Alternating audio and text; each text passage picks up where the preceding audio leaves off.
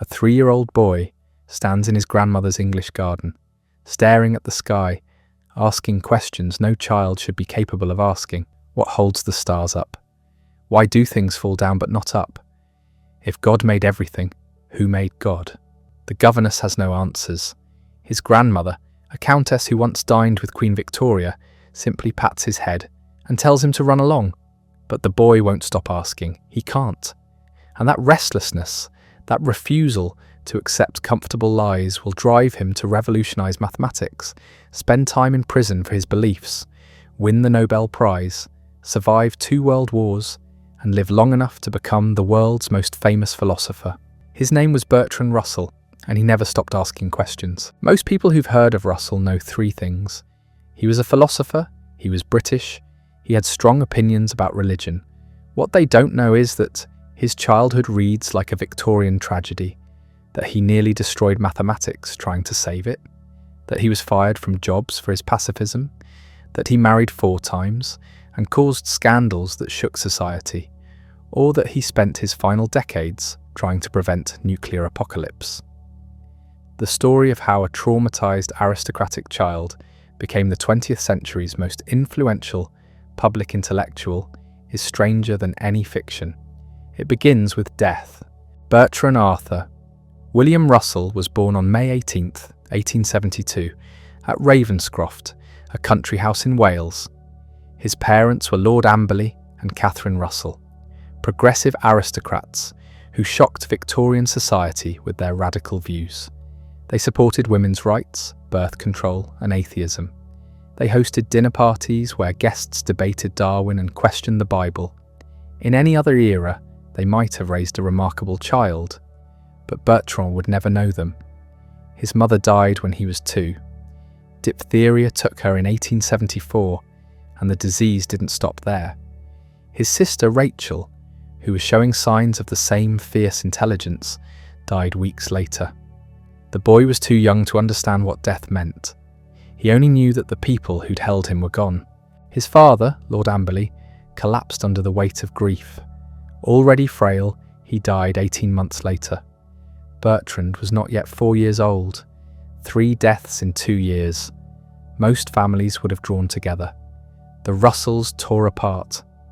Lord Amberley's will named 2 guardians for his children, Bertrand and his older brother Frank. Both were atheists, chosen deliberately to raise the boys outside the suffocating grip of Victorian Christianity. Bertrand's grandmother, Countess Russell, was horrified. Her son had left his children to godless radicals who would corrupt their souls. She went to court. The Chancery Court in 1876 heard arguments about the souls of 2 orphaned boys. The proposed guardians were examined, their beliefs dissected, their morals questioned. Could atheists be trusted with children? The court decided they could not. Custody was awarded to the grandparents. The will was overturned. Bertrand and Frank were taken to Pembroke Lodge, the massive Richmond Park estate where their grandparents lived. The house had 50 rooms. It would feel like a prison. Countess Russell was 70 when she took custody of her grandsons. She'd been married to Lord John Russell, who'd served twice as Prime Minister and helped pass the Reform Act of 1832. She'd moved through the highest circles of power, met every significant figure of her generation, and developed absolute certainty about how the world should work. God was real. Britain was great. The aristocracy had duties. Children required discipline. These truths were not negotiable. Earl Russell, the grandfather, was gentler but distant. He spent his days in his study, emerging occasionally to pat the boys on their heads before retreating back into his books and memories. The real authority in Pembroke Lodge was the Countess, and she ran the household with a Victorian rigour. Frank, being older and the heir to the title, received more attention. He was sent to Winchester College, one of England's great public schools. Bertrand remained at Pembroke Lodge, educated by a succession of German and Swiss governesses. He saw his brother during holidays. Otherwise, he was alone among adults who considered childhood something to be overcome rather than enjoyed. The isolation was near total. The Countess didn't trust other children to be suitable companions. They might carry diseases, they might have bad influences, they might teach Bertrand to question authority in ways she couldn't control. So there were no playmates, no friends his own age, no rough and tumble games with other boys, just lessons, prayers, walks in the garden, and the endless, suffocating quiet of a house designed for adults. He spent hours in the garden, watching insects, studying plants, asking the governesses questions they couldn't answer. Why did bees visit some flowers but not others? How did trees know when to lose their leaves? The answers they gave were vague or religious. God made things that way. It's not for us to question. But Bertrand couldn't help questioning. His mind demanded reasons, causes, explanations that made sense. At 11, something shifted. His brother Frank, home from school, introduced him to Euclid's geometry. The experience was overwhelming. Here, finally, were answers that actually worked. Not because God said so, not because tradition demanded it, but because the logic was undeniable. You started with axioms, simple statements that seemed obviously true. Then you built a step-by-step, proof by proof, until you'd constructed an entire world of mathematical truth. Each theorem followed necessarily from what came before. Nothing was arbitrary, everything made sense. Bertrand was transfixed. This was what he'd been searching for, without knowing it. A way to reach truth through pure reason. He worked through Euclid obsessively, racing ahead of his lessons, proving theorems on his own, feeling for the first time that his questions had real answers. Mathematics became his refuge, the one place where certainty existed. But Pembroke Lodge offered no refuge from loneliness. The Countess meant well in her way. She believed she was saving her grandson's soul, protecting him from the atheistic corruption her son had embraced. She had prayers said over him, Bible verses read to him, hymns sung around him. She wanted him to grow up righteous, dutiful, and conventionally religious. She had no idea she was raising someone who would spend his life dismantling everything she believed in. The adolescent years were the hardest. Bertrand's body was changing, his mind expanding, and he had no one to talk to about any of it. The governesses were kind but limited. His grandmother was loving but couldn't understand his questions. His grandfather was absent. Frank was away at school most of the year. The isolation became crushing. He started keeping a journal in Greek to prevent anyone from reading it. The entries reveal a teenager in agony. He wrote about his doubts regarding Christianity, his inability to believe what he was taught to believe, his fear that he was fundamentally broken. He contemplated suicide repeatedly. Only his love of mathematics kept him alive. He wanted to learn more. There was so much he didn't understand yet. The doubt about religion came first. The Bible's stories didn't make sense when examined carefully. Why would a loving God condemn people to eternal torture for finite sins? Why were there contradictions between the Gospels? Why did different religions claim absolute truth with equal certainty? The answers he received were unsatisfying. Have faith. Don't question. These things are mysteries. But Bertrand couldn't stop questioning. By 15, he'd abandoned Christianity entirely, though he told no one. The pretense had to continue. In 1890, when Bertrand was 18, he finally escaped Pembroke Lodge. He'd won a scholarship to Trinity College, Cambridge, to study mathematics. The Countess was proud but worried. Cambridge was full of young men without proper supervision. They drank, gambled, and held dangerous ideas. She made him promise to read the Bible daily and avoid bad company. He promised, knowing he'd break both commitments immediately.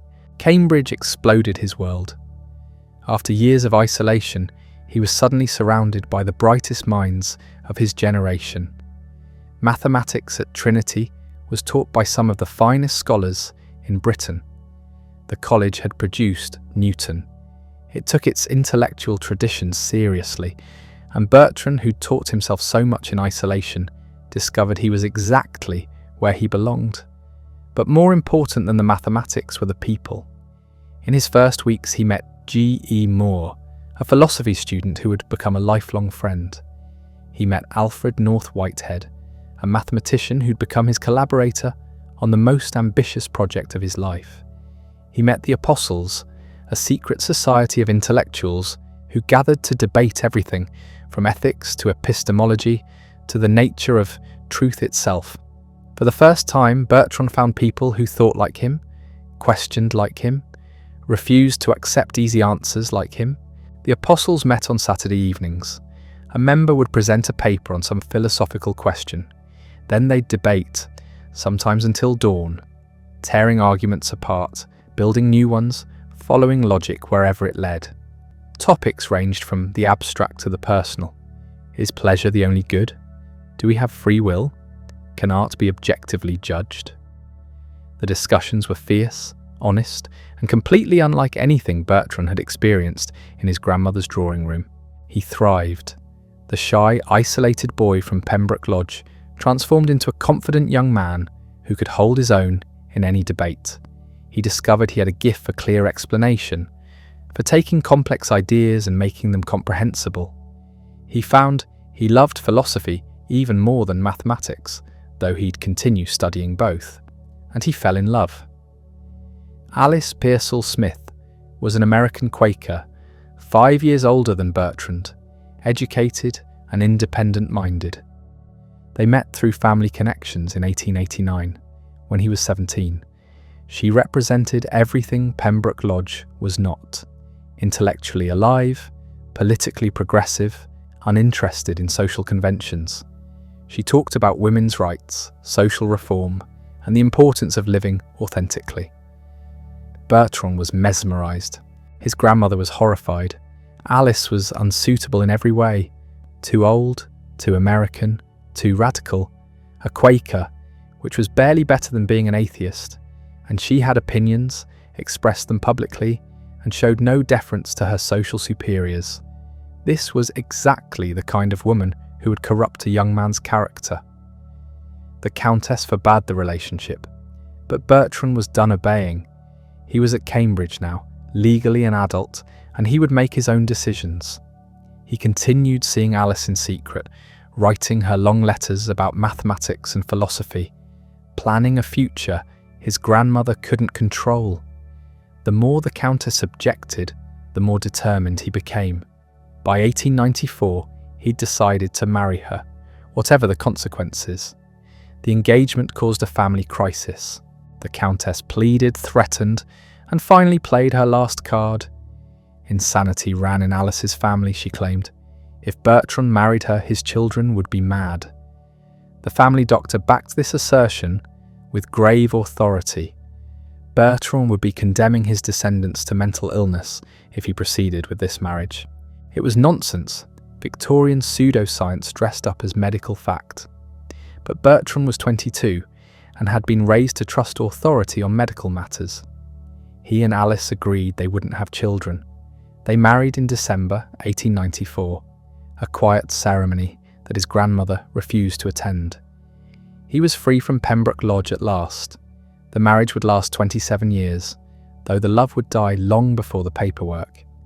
The early years seemed happy. They travelled together, first to Germany, where Bertrand studied economics and German social democracy, then to America, where Alice's family lived.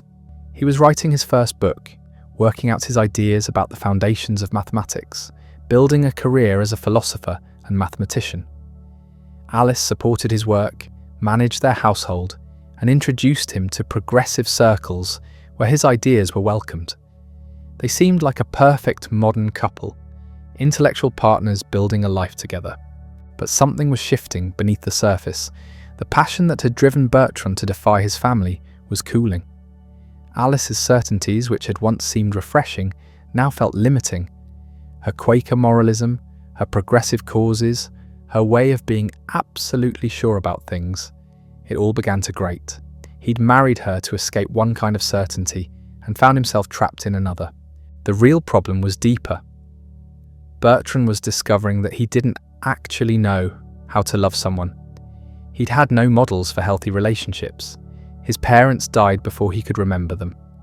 His grandparents' marriage was formal and distant. He'd been isolated from his peers throughout childhood. He'd learned to think but not to feel, to analyse but not to connect.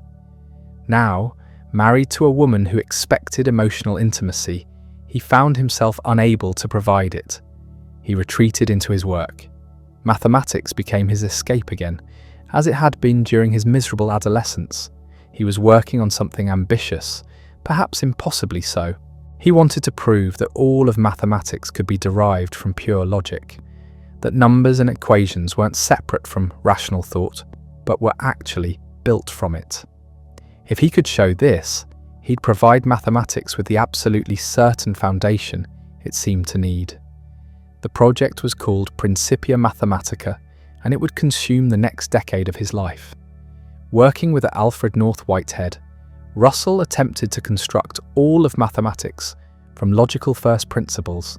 It was breathtakingly ambitious. Most mathematicians thought it was impossible. Some thought it was pointless. But Russell was convinced that this was the path to certainty, the way to make mathematics immune to doubt. What he couldn't see yet was that the project was doomed, not because he and Whitehead weren't brilliant enough. They were. Not because they didn't work hard enough. They did, producing 3 massive volumes of dense logical notation that almost nobody could read. The project was doomed because certainty itself was an illusion, and mathematics had paradoxes buried at its heart that no amount of logic could resolve. The first crack appeared in 1901. Russell was working through the logical foundations of set theory, the branch of mathematics that deals with collections of objects. Sets seemed simple enough. You could have a set of numbers, a set of chairs, a set of anything. Sets could even contain other sets. Most sets didn't contain themselves. The set of all chairs wasn't itself a chair, but some sets did contain themselves. The set of all sets was itself a set. Then Russell asked a question that seemed innocent. What about the set of all sets that don't contain themselves? Does that set contain itself? If it does contain itself, then by definition it shouldn't, because it's supposed to be the set of sets that don't contain themselves.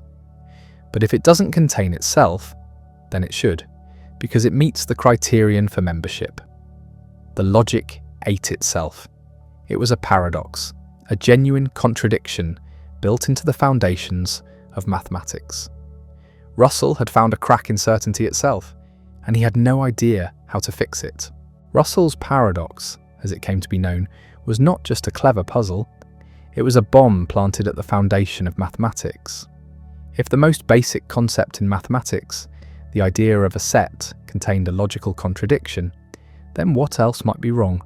How could you trust any mathematical proof if the ground beneath it was unstable? He wrote to Gottlob Frege, the German mathematician who had spent decades building a logical foundation for arithmetic.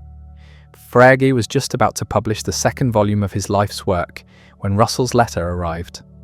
The timing was devastating. Frege added a hasty note to the preface, acknowledging that a scientist could hardly encounter anything more unwelcome than having the foundation collapse just as the work was finished. It was one of the saddest moments in the history of mathematics. Russell tried to patch the hole.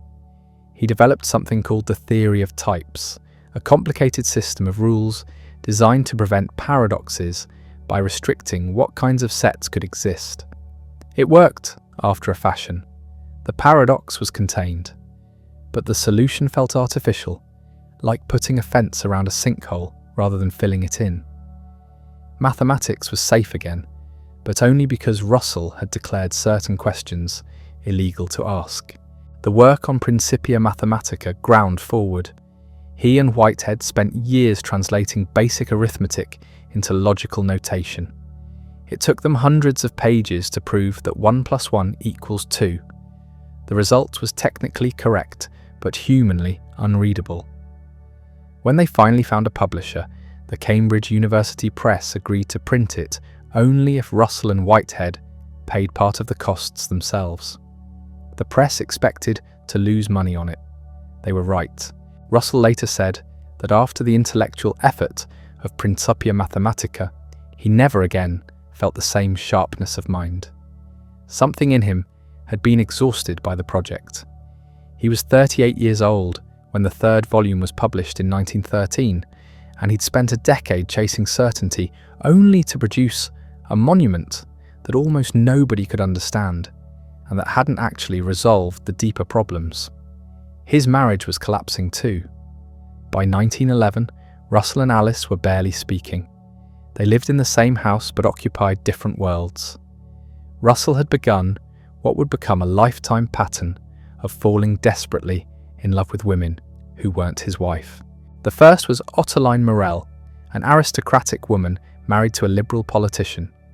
She was everything Alice wasn't: passionate, artistic, interested in mysticism and poetry rather than social reform.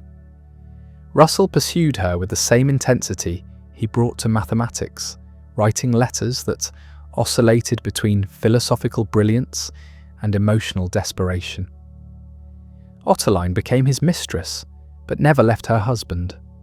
Russell wanted her completely and couldn't have her. The affair dragged on for years, making everyone involved miserable.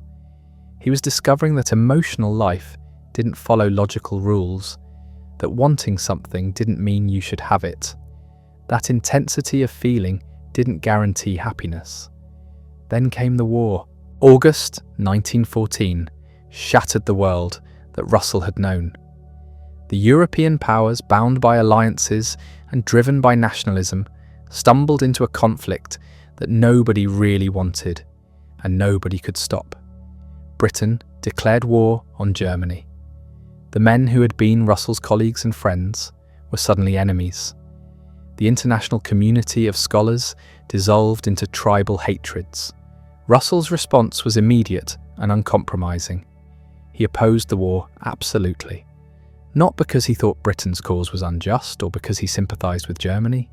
He opposed it because he thought all war was evil, because he believed that human beings could resolve their disputes through reason if they chose to, because he saw the whole catastrophe as a failure of civilization itself. This was not a popular position in 1914. The British public was swept up in patriotic fervour. Young men enlisted in massive numbers, eager to do their duty. Intellectuals supported the war effort. Even Russell's closest friends thought he was wrong. His pacifism cost him. Cambridge University removed him from his lectureship in 1916 after he was convicted of making statements likely to prejudice recruitment. He was fined and given a suspended sentence. 2 years later, he was imprisoned for 6 months for an article criticising Britain's ally, the United States. Prison was not entirely unpleasant. Russell was treated well, given a cell to himself, allowed books and writing materials. He spent the time reading and writing, producing a book on mathematical logic and another on philosophy. He said later that prison was one of the most productive periods of his life, but the conviction destroyed his academic career. Cambridge wouldn't have him back. Oxford wouldn't hire him. At 46, one of the most brilliant philosophers in Britain found himself unemployable in a university. He survived by writing for popular audiences, churning out articles and books on politics, education, marriage, anything that would sell. He was good at it. His prose was clear, witty, provocative. He could explain difficult ideas to ordinary readers without condescension. But it wasn't the life he'd imagined. He'd wanted to be a great mathematician, a great philosopher. Instead, he was becoming a professional controversialist, someone who made his living by having opinions about everything. The war ended in 1918, but it didn't end cleanly. The Treaty of Versailles imposed punishing terms on Germany. Russell predicted that it would lead to another war. He was right, of course, but being right didn't make him popular. Britain wanted to celebrate its victory, not hear that the peace was unjust and unstable. He divorced Alice in 1921. By then, they'd been separated for a decade, and Russell was involved with another woman, Dora Black, a feminist and social activist. She was pregnant with his child. They married quickly, had a son, and tried to build something better than Russell's first attempt at domestic life.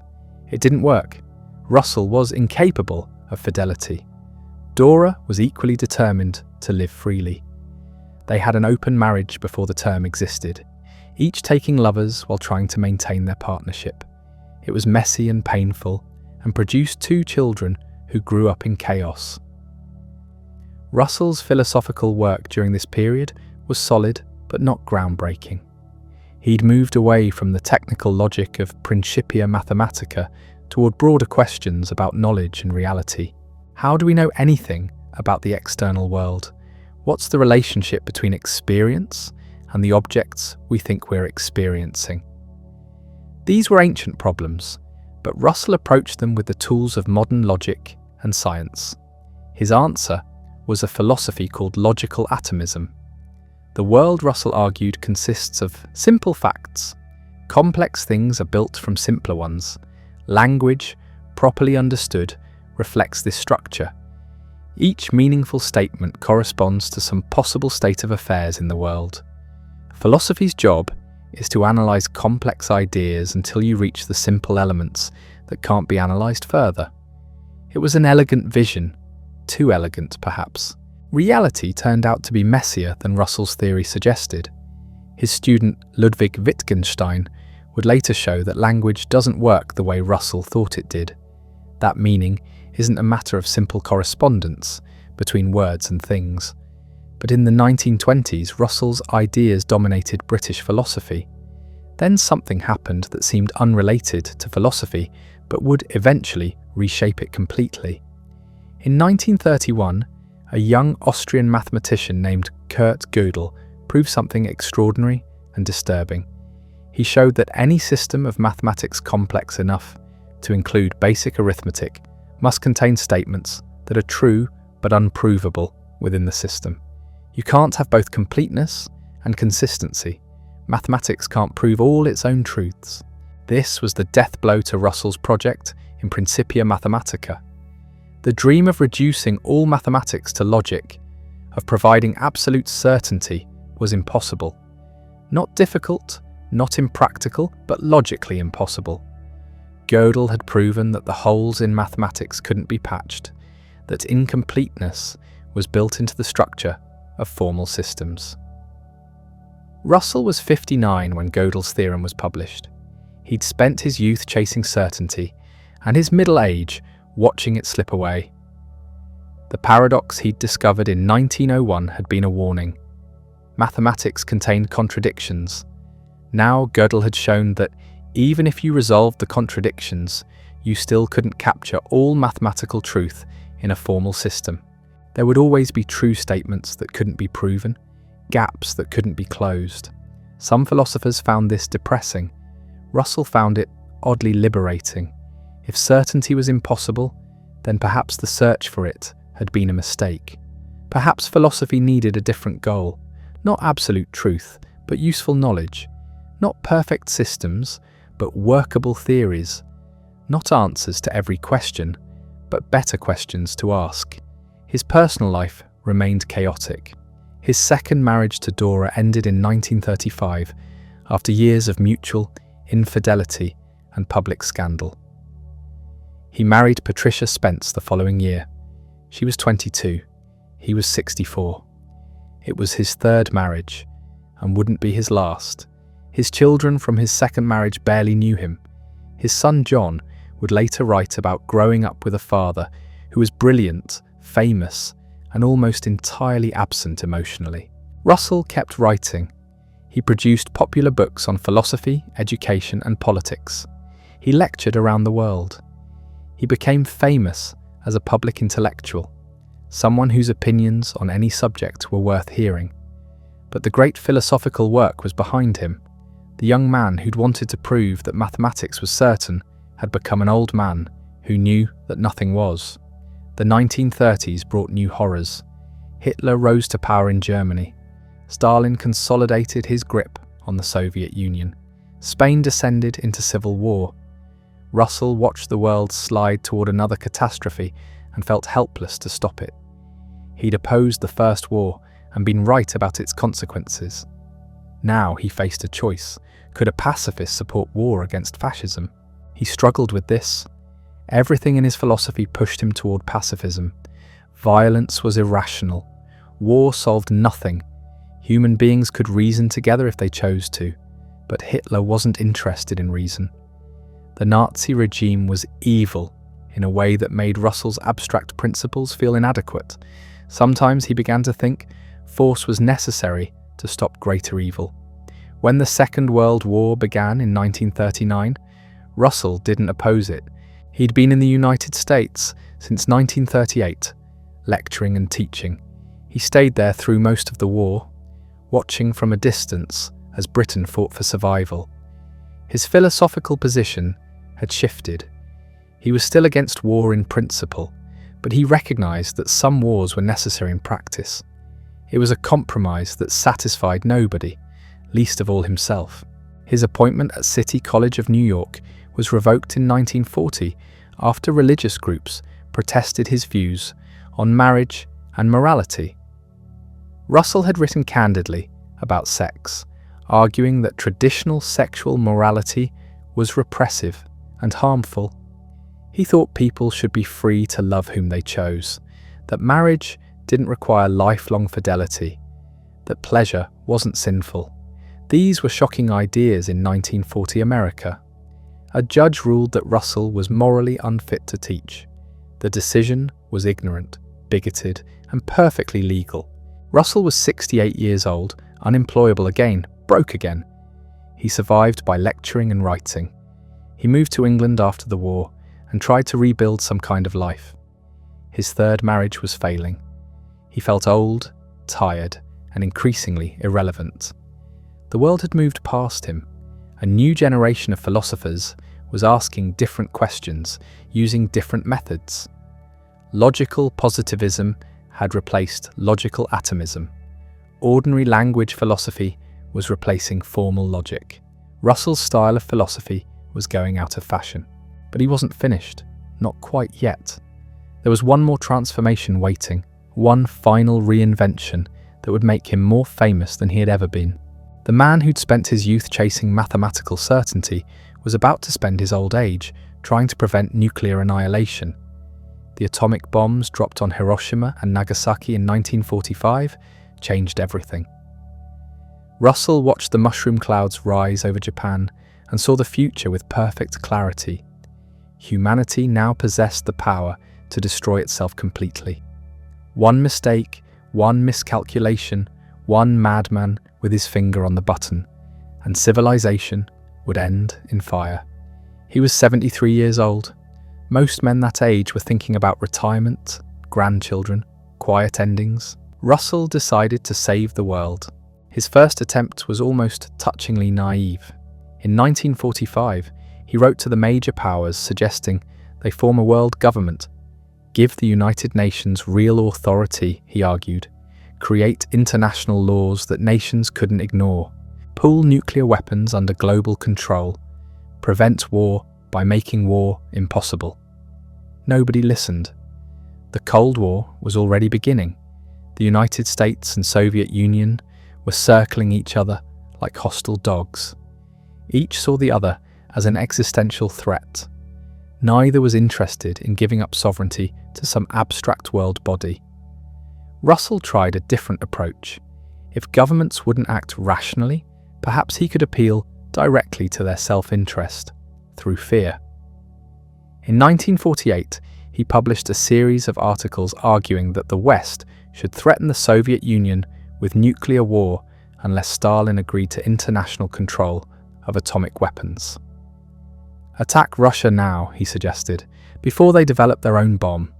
It was preventive war or eventual mutual destruction. The articles were shocking. Russell, the lifelong pacifist, was advocating nuclear threats and possibly nuclear war. His friends were horrified. His enemies were delighted. Here was proof that the great philosopher was either a hypocrite or insane. Russell would spend decades trying to explain what he'd meant. He hadn't been advocating nuclear war, he insisted. He'd been advocating the threat of nuclear war to prevent nuclear proliferation. It was a bluff, meant to force Stalin to negotiate before the arms race began. Whether this distinction made sense is debatable. Whether Anyone believed it is doubtful.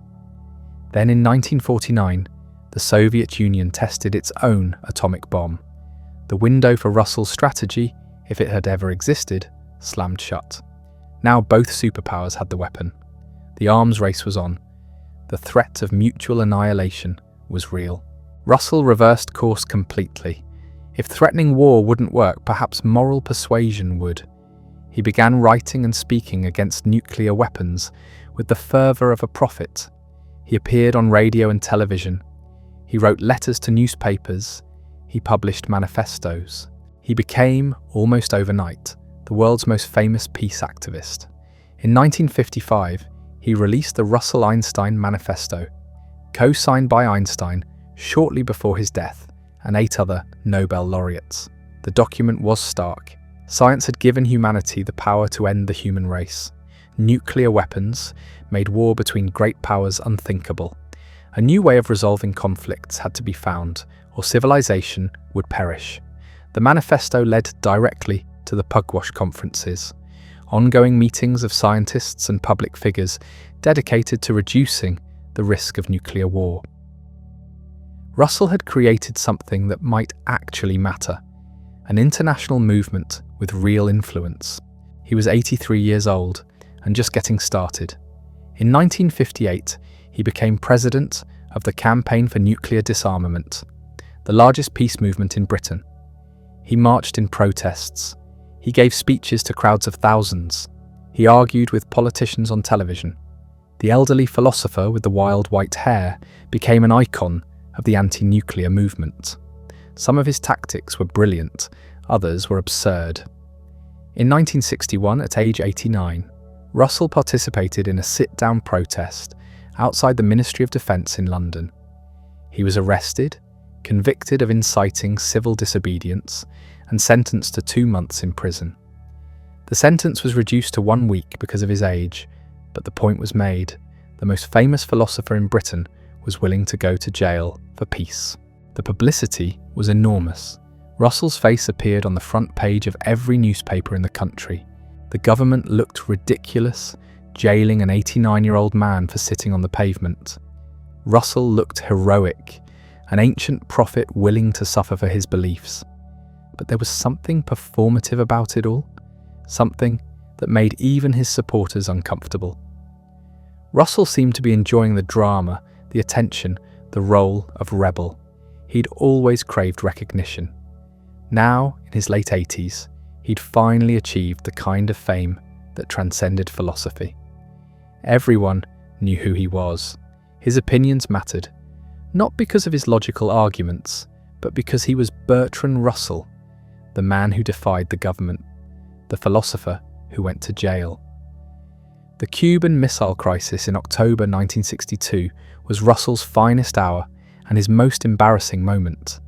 When Kennedy and Khrushchev brought the world to the brink of nuclear war, Russell sprang into action. He sent telegrams to both leaders. He appealed to them publicly through newspapers and radio. He positioned himself as an intermediary, a neutral voice of reason. Whether his interventions made any difference is unclear. Both Kennedy and Khrushchev sent him polite replies. Khrushchev's telegram was particularly warm, praising Russell's wisdom and agreeing with his arguments. Kennedy's was more reserved but respectful.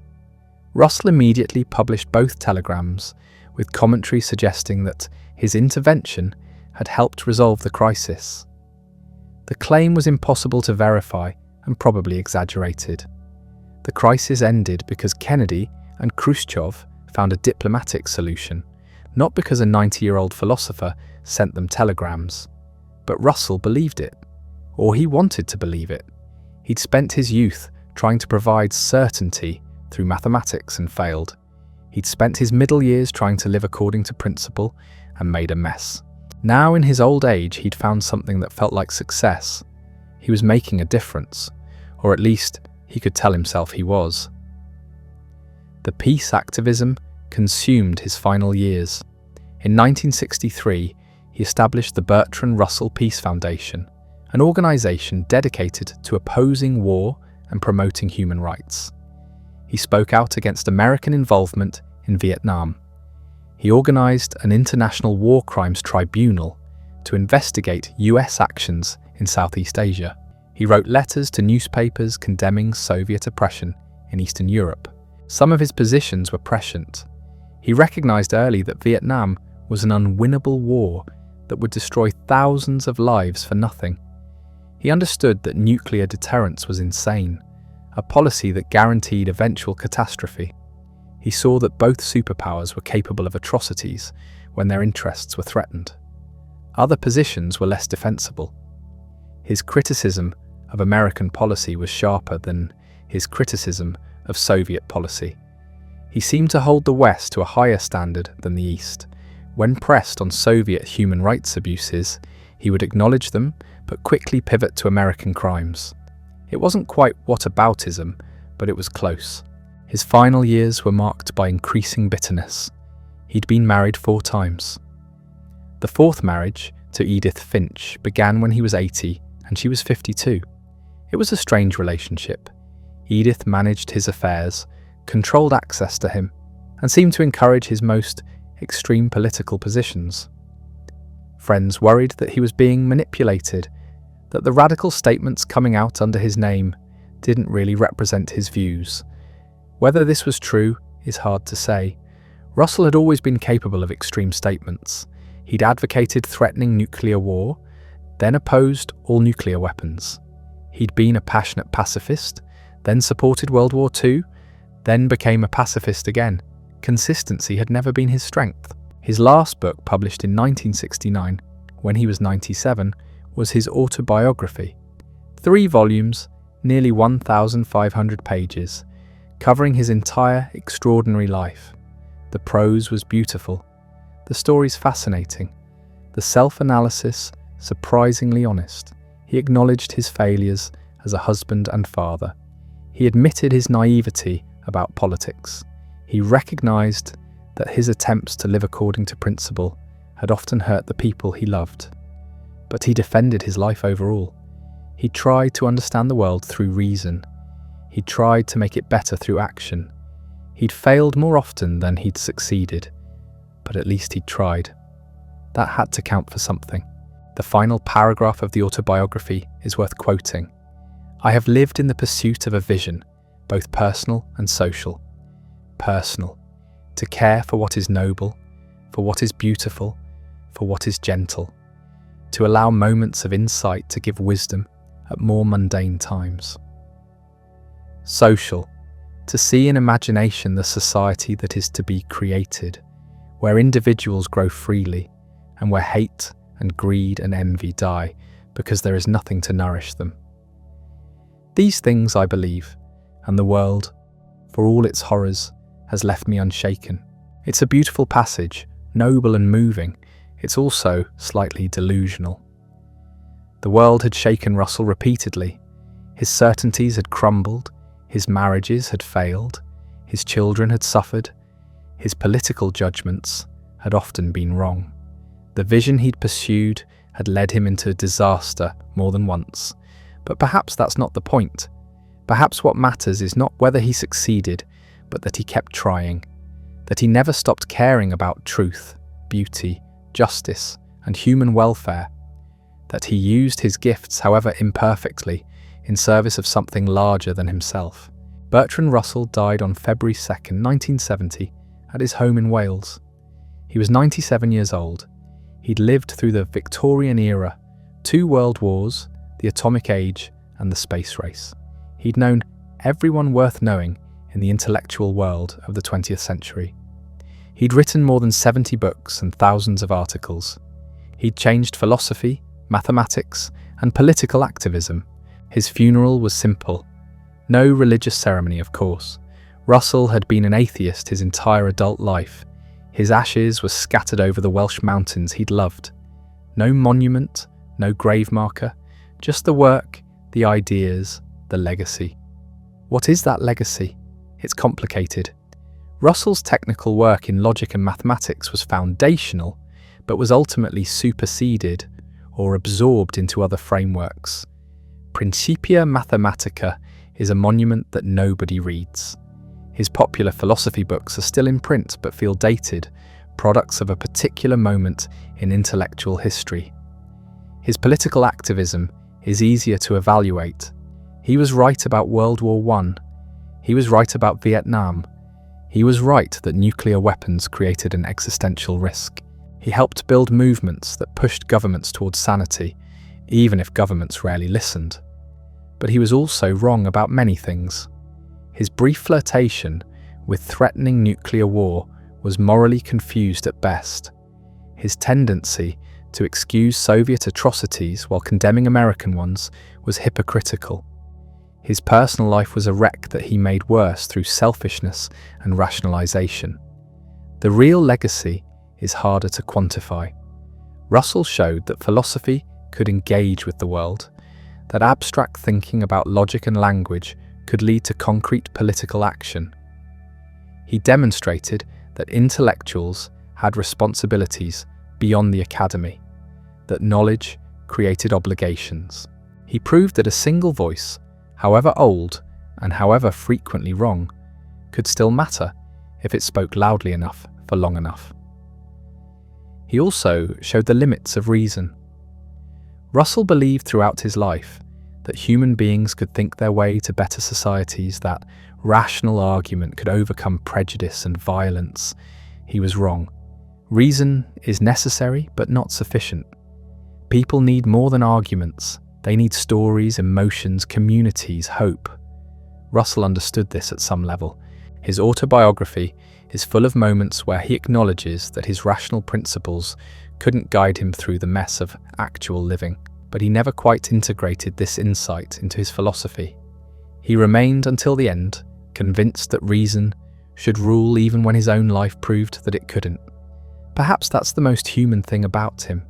He was brilliant and flawed, noble and petty, principled and hypocritical, wise and foolish. He spent his entire life trying to escape human limitations through pure thought, and discovered that pure thought was just another human limitation. The man who wanted certainty found only questions. The philosopher who sought truth found only perspectives. The activist who fought for peace found only more conflict. And yet he kept going. That's worth something. The world didn't break him, though it tried. He remained curious, engaged, alive to possibility until the very end. At 97, he was still writing, still arguing, still believing that tomorrow might be better than today if only people would listen to reason. They didn't listen. They never do. But Russell spoke anyway, and some of what he said still echoes. Not the technical logic or the abstract metaphysics, the simpler things. Care for what is noble. Value what is beautiful. Choose gentleness when you can. Build the society where individuals grow freely and hatred dies from lack of nourishment. These aren't philosophical arguments. They're hopes dressed up as principles, wishes pretending to be wisdom. Russell knew that, even if he wouldn't quite admit it. He knew, and he hoped anyway. The death came quickly, which was probably a mercy. On February 2nd, 1970, Bertrand Russell caught influenza. At 97, the body had little left to give. He died at his home in Wales, surrounded by his fourth wife and a few close friends. The funeral was small, secular, exactly what he would have wanted. No prayers, no hymns, no promises of an afterlife he'd spent decades proving impossible. Just silence and the acknowledgement that a remarkable mind had stopped thinking. The obituaries were massive. The Times devoted pages to his life. Philosophers and politicians competed to claim him as their own. Everyone agreed he'd been important, though they disagreed violently about why. The mathematicians praised his early work. The philosophers debated whether he'd actually solved anything. The activists mourned a voice that had spoken for sanity in an insane century, and then remarkably quickly, he began to fade. Within a decade, Russell was more remembered than read. Students knew his name, but rarely encountered his work. His logic was taught as history, not as living thought. His political writings seemed products of specific moments that had passed. The autobiography remained on shelves, but fewer people opened it each year. This disappearance is worth examining. Why does a figure who dominated intellectual life for 70 years become not forgotten exactly, but somehow beside the point? Part of the answer is that Russell solved problems that no longer feel urgent. The questions that drove his early work about the foundations of mathematics, about the relationship between logic and language, these have either been answered or abandoned. Modern philosophers work on different puzzles. They've moved past Russell's frameworks, absorbed what was useful, discarded the rest. This is normal. Every generation buries its parents, but something else happened too. Russell's style of philosophy, confident and systematic and convinced that reason could resolve fundamental questions, fell out of fashion. The later 20th century turned toward more skeptical approaches. Continental philosophy rejected the whole analytic tradition Russell helped found. Even within analytic philosophy, the grand system building gave way to more modest, piecemeal work. Nobody tries to write Principia Mathematica anymore. The ambition seems almost embarrassing. Russell's politics aged badly too. His early socialism hardened into something close to authoritarianism during World War I. His pacifism couldn't survive contact with Nazi Germany. His anti-communism during the Cold War made him sound like every other Western liberal, not like the radical he'd been. By the 60s, younger activists found him too willing to compromise, too invested in respectability, too old. He tried to stay relevant, speaking at protests and signing petitions, but the centre of gravity had shifted away from men like him. The personal scandals didn't help.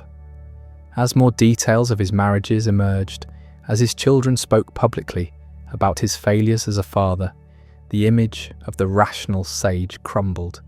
Here was a man who'd written beautifully about love and couldn't maintain a functional relationship, who'd theorised about education and barely knew his own kids, who'd championed women's rights and treated the women in his life terribly. The contradictions were too obvious to ignore. Still, something survives. Not the technical work, which matters only to specialists. Not the political positions, which history has complicated beyond recognition. What survives is harder to define. An attitude, maybe, a way of approaching problems. Russell demonstrated that you could think clearly about difficult things, that complexity didn't require obscurity, that philosophy could be written in plain English without losing rigour. He showed that intellectuals could engage with the world without abandoning their principles, even if the engagement often failed. He proved that changing your mind when evidence demanded it was strength, not weakness. These aren't small contributions. They're just not the kind that get you remembered as a founder of movements or a solver of eternal problems. They're methodological virtues, habits of mind that seep into a culture without anyone noticing the source. The people who study Russell today tend to focus on narrow technical questions. Was his theory of descriptions correct? Did logicism really fail? How do his views on truth relate to contemporary debates? These are legitimate scholarly questions, but they miss what made Russell matter beyond philosophy departments. He mattered because he tried, constantly and publicly, to think his way through the chaos of the 20th century. He failed more often than he succeeded, but the failures were instructive and the attempt was noble. Consider what he was up against. He was born into Victorian certainty and lived to see that certainty destroyed by 2 world wars. The rise of totalitarianism, nuclear weapons, and the collapse of every system of meaning that had structured Western civilization for centuries. Most people responded to this collapse by retreating into tribalism, nationalism, religious fundamentalism, or cynical despair. Russell kept trying to build something rational on the ruins. That's either admirable or pathetic, depending on your mood. Probably it's both. Russell's faith in reason was touching and naive and occasionally dangerous. But what was the alternative? Abandon reason entirely? Embrace irrationalism?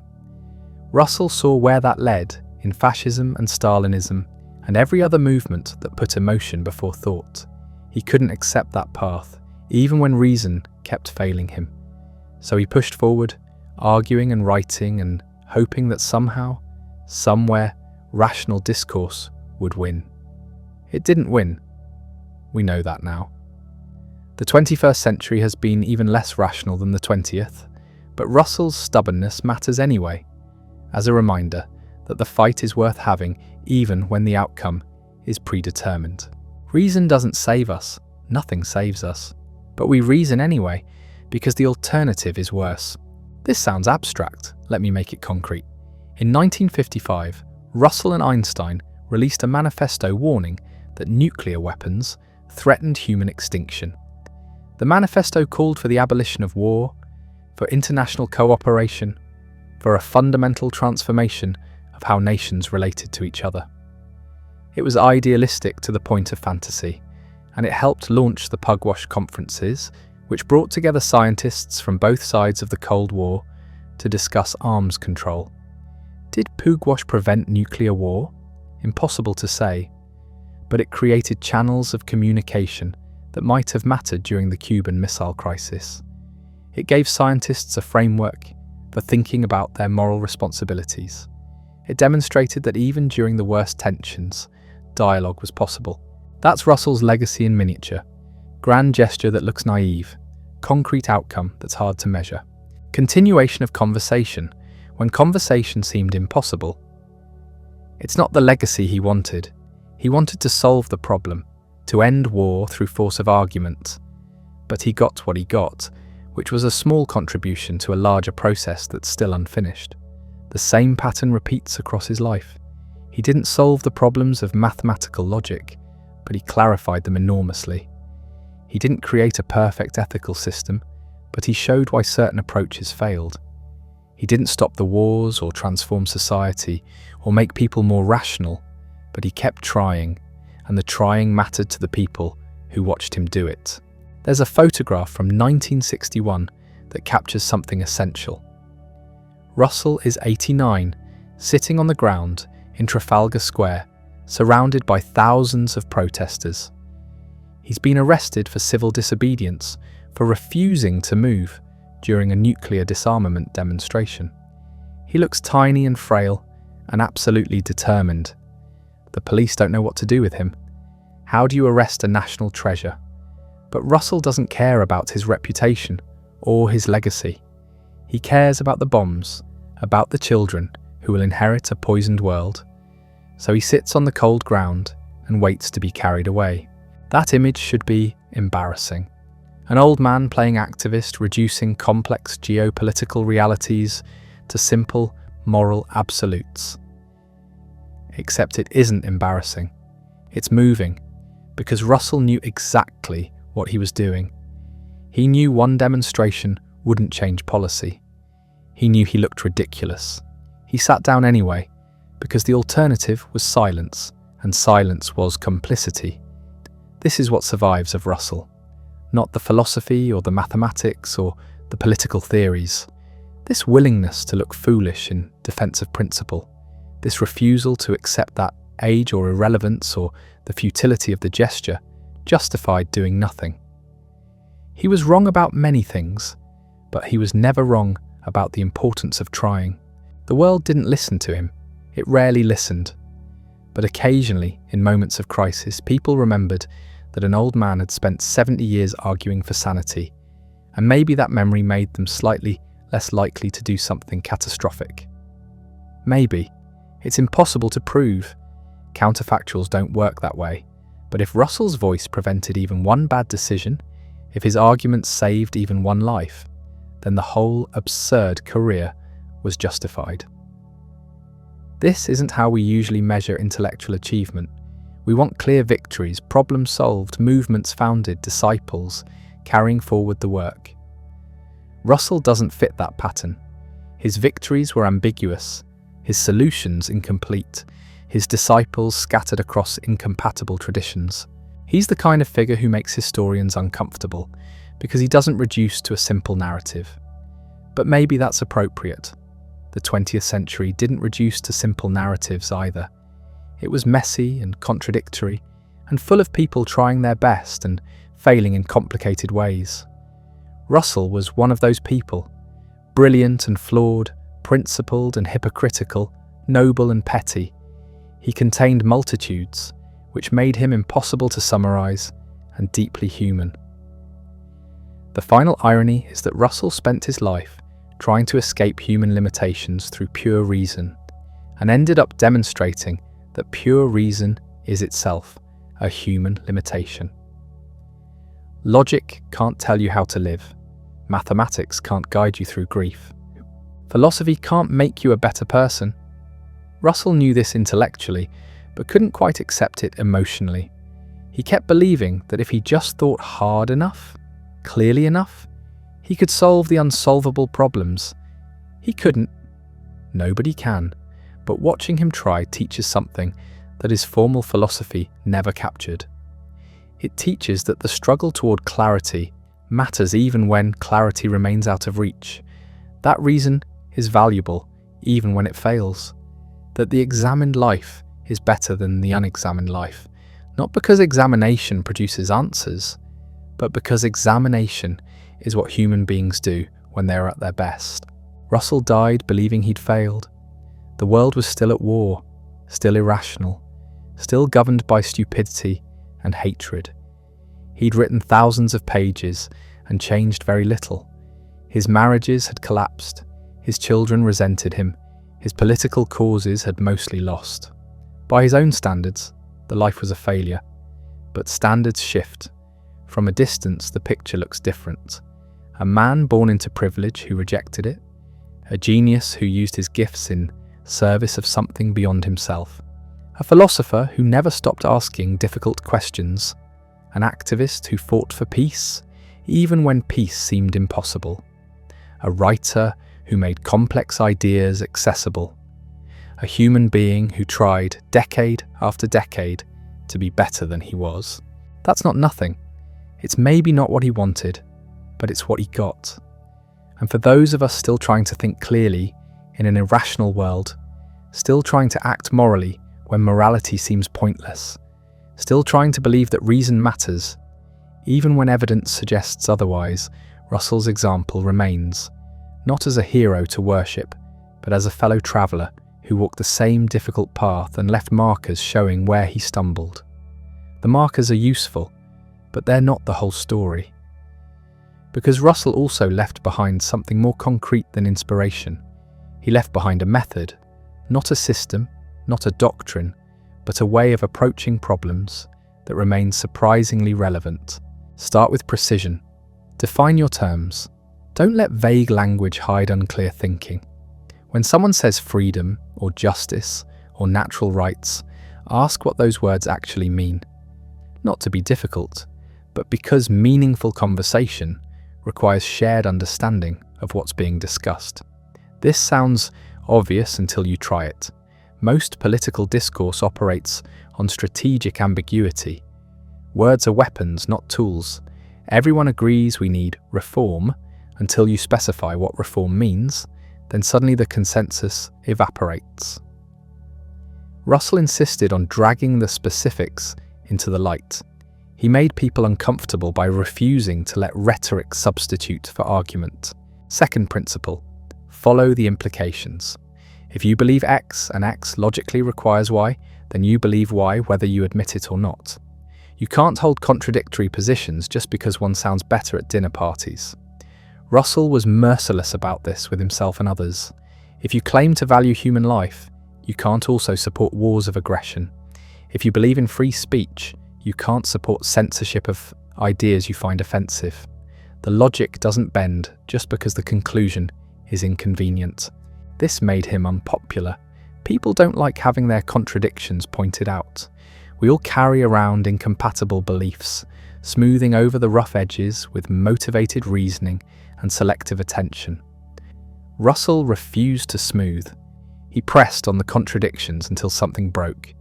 Usually, the friendship. Third, proportion your confidence to the evidence. Russell was certain about very little.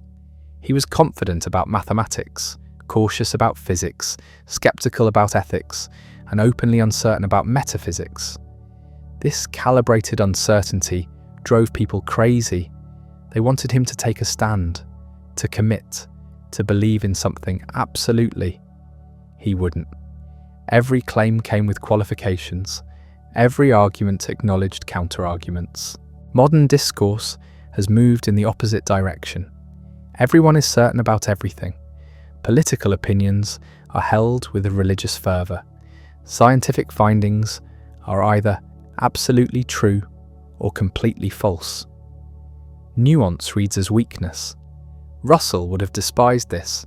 He believed intellectual honesty required admitting what you don't know, which is usually most things.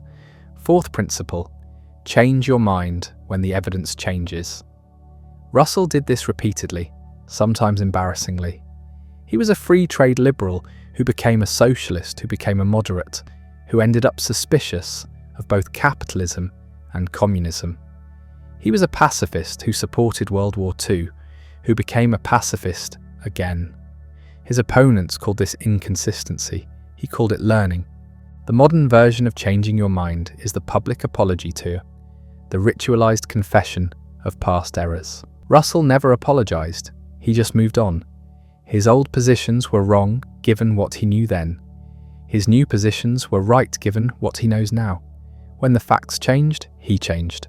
These 4 principles sound simple. They're not. Try applying them consistently, and you'll discover how much of normal life depends on not thinking clearly. We navigate the world through approximations and good enough answers. Precision is expensive. Following implications is exhausting. Uncertainty is anxiety-inducing. Changing your mind makes you look weak. Russell paid those costs. He spent his whole life being precisely wrong rather than vaguely right. He followed arguments to conclusions that destroyed friendships. He remained uncertain about questions most people answered with confidence. He changed positions so often that his enemies could always quote him against himself. The method worked anyway. Not in the sense that it made him happy or successful by conventional measures. It worked in the sense that his thinking was clearer than almost everyone else's. When Russell was wrong, he was wrong for interesting reasons. When he was right in ways that illuminated the whole problem. Take his analysis of power. Most political theory treats power as something to be checked and balanced, constrained by institutions and dispersed among competing factions. Russell went deeper. He asked what power actually is, how it functions psychologically, why people seek it. His answer was unsettling. Power is the production of intended effects. It's not about holding office or accumulating wealth. Those are just tools. Real power is making the world conform to your will.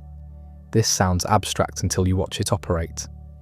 The parent who shapes a child's beliefs, the teacher who determines what knowledge matters, the journalist who decides which stories get told, the programmer who designs the interface through which millions experience information. These are all exercises of power, often invisible to those wielding it. Russell argued that power is more fundamental than economics. Marx thought economic relations determined everything else.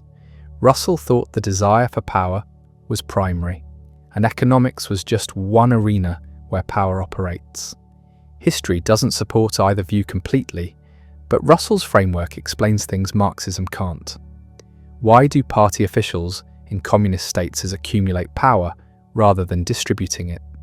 Why does economic equality often lead to new forms of hierarchy? Because humans want power, and they'll find ways to get it regardless of the economic system. This analysis leads somewhere uncomfortable. If the desire for power is fundamental, then no system can eliminate hierarchy. You can redistribute wealth, restructure institutions, rewrite constitutions, but someone will still end up telling others what to do. The question isn't whether power will exist, it's who will have it and how they'll use it. Russell didn't like this conclusion. He wanted to believe in egalitarian solutions, but his method forced him to follow the logic wherever it led. The result was a kind of resigned liberalism. Democracy is the worst system except for all the others, not because democracy is good, but because it disperses power more evenly than the alternatives. Every generation has to fight the same battles because every generation produces people who want to concentrate power in their own hands. This is not an inspiring message. Progressives want to believe history is moving toward justice. Conservatives want to believe tradition provides stability. Russell thought both groups were kidding themselves. History doesn't move anywhere. Humans are what they've always been, occasionally decent and frequently terrible, and the most you can hope for is to prevent the terrible ones from doing too much damage before they die. He applied the same cold analysis to knowledge itself. The logical positivists thought they could build a foundation of certain knowledge through logic and observation. Russell showed them it couldn't be done. Every system of knowledge rests on assumptions that can't be proven within the system. Mathematics requires axioms. Science requires induction. Ethics requires values. You can't escape circular reasoning. You can only be honest about which circles you're reasoning within. This should have led to nihilism. If nothing can be proven absolutely, if every foundation is arbitrary, why believe anything? Russell's answer was pragmatic. You believe things because you have to. The alternative is paralysis. But you hold beliefs tentatively, ready to revise them, aware that you might be wrong. This combination of practical commitment and intellectual humility is harder than it sounds. Most people manage one or the other, not both. The method extended to personal life, though Russell applied it inconsistently there.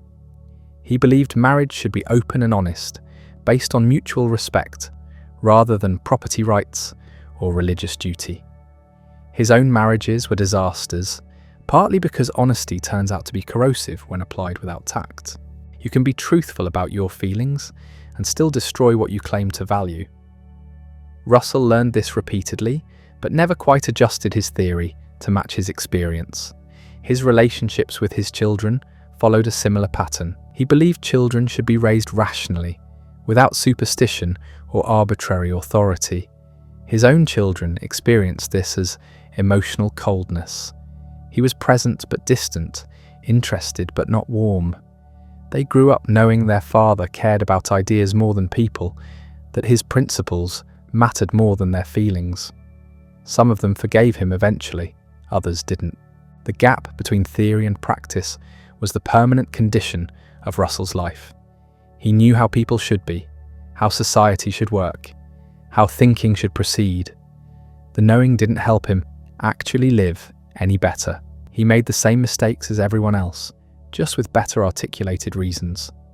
But here's the thing, the method still matters even when the person using it fails.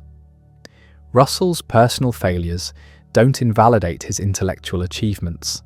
His bad marriages don't make his logic wrong. His difficult personality doesn't undermine his arguments. Ad hominem attacks feel satisfying, but they're logically irrelevant. You have to engage with the ideas themselves, and the ideas remain sharp. When politicians deploy vague rhetoric, Russell's demand for precision cuts through it. When activists claim their cause justifies any means, Russell's insistence on following implications reveals the danger.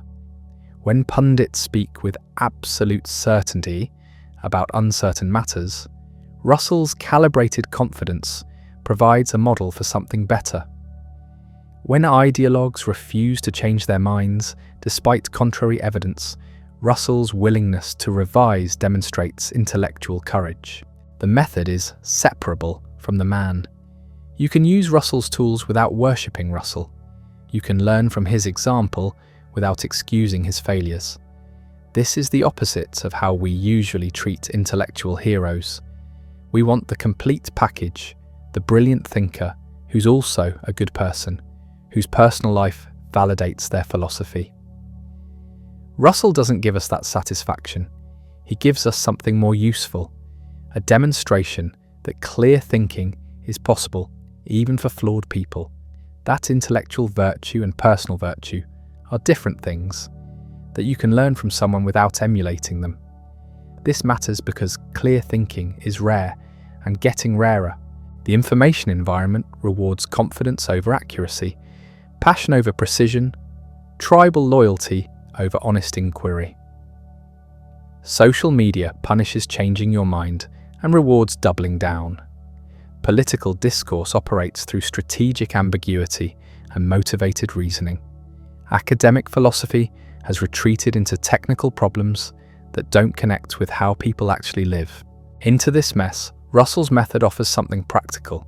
Not a solution because there are no solutions, but a way of approaching problems that makes them slightly more manageable. Define terms, follow implications, proportion confidence to evidence, change your mind when facts change. These aren't magic spells, they're just hygiene, intellectual hygiene, the kind that prevents your thinking from rotting. The question is whether anyone still wants this.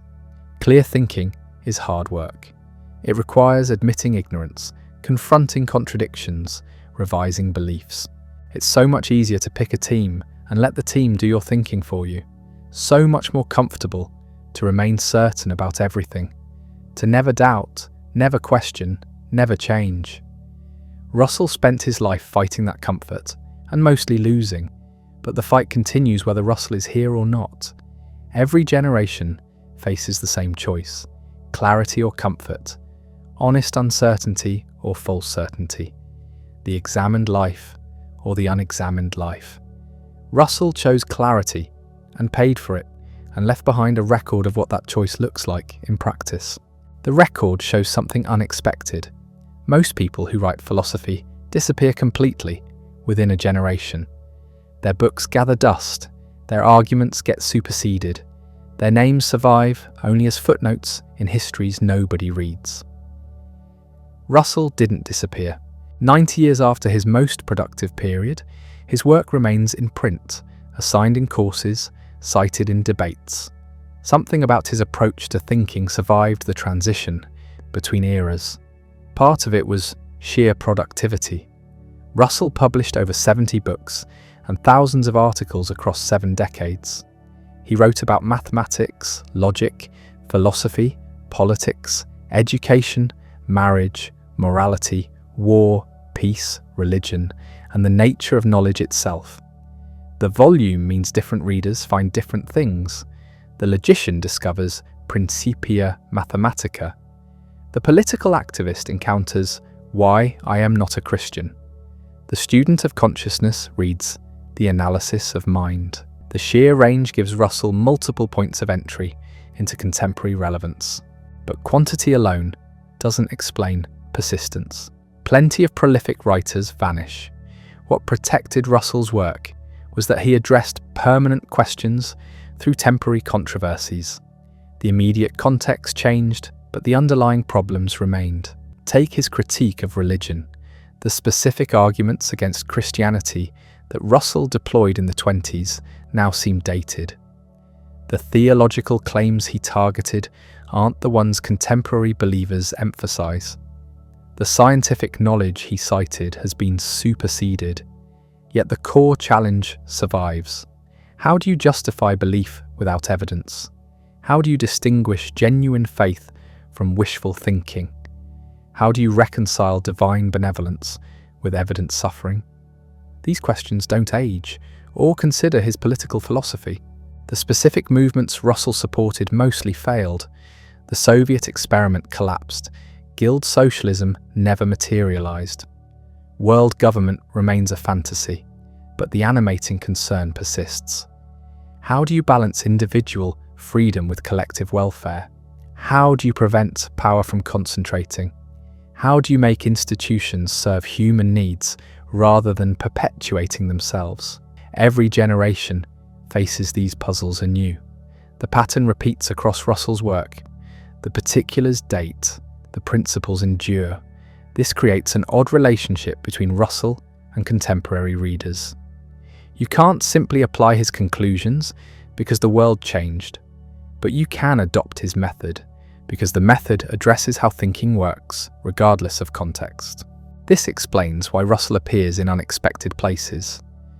Computer scientists cite him when designing programming languages because his work on logic influenced how we formalize reasoning. Cognitive scientists reference him when studying belief formation because his analysis of knowledge anticipated modern epistemology. Legal theorists invoke him when debating judicial interpretation because his arguments about language clarified how meaning works.